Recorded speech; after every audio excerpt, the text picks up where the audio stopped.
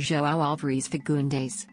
João Álvares Fagundes, Portuguese pronunciation, born circa 1460, Kingdom of Portugal, died 1522, Kingdom of Portugal, an explorer and ship owner from Viana do Castelo in northern Portugal, organized several expeditions to Newfoundland and Nova Scotia around 1520 to 1521. Fagundes, together with his vice-captain, Pero de Barcelos or other navigator, and accompanied by colonists, mostly from the Azores and some of mainland Portugal, explored the islands of St. Paul near Cape Breton, Sable Island, Penguin Island, now known as Funk Island, Burgio, and St. Pierre and Miquelon, which he named the Islands of 11,000 Virgins in honor of Saint Ursula. King Manuel I of Portugal gave Fagundes exclusive rights and ownership of his discoveries on March 13, 1521.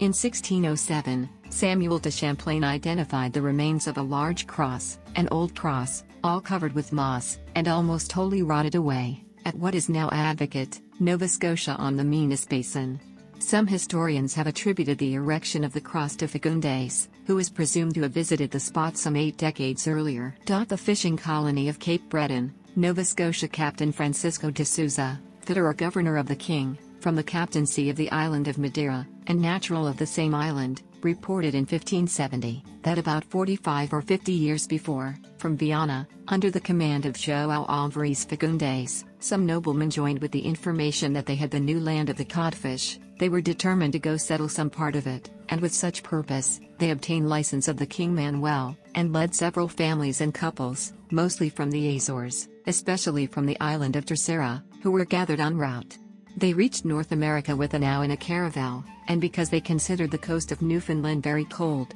they sailed from east to west until they reached a new coast, arranged from northeast to southwest, and there they dwelt, and were they lose or run out of ships, the colonists who settled there, and was not known nothing more of them, cut out of communications with the metropolis.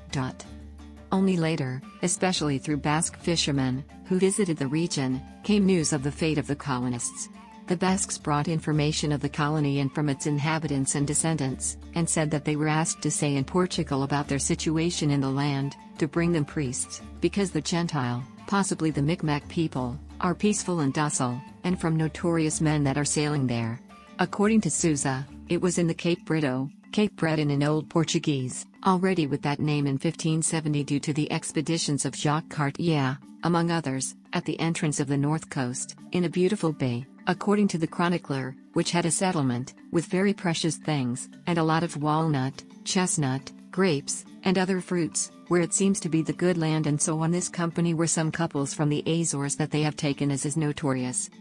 The governor of Madeira ended the reference to this colony with a prayer and a plea, "May our Lord in his mercy, pave the way to get them help, and my intention is to go to the said path of coastline when I reach the island of São Francisco, which we can do on a single trip." This possible colony may have lasted at least until the 1570s, or until the end of the century.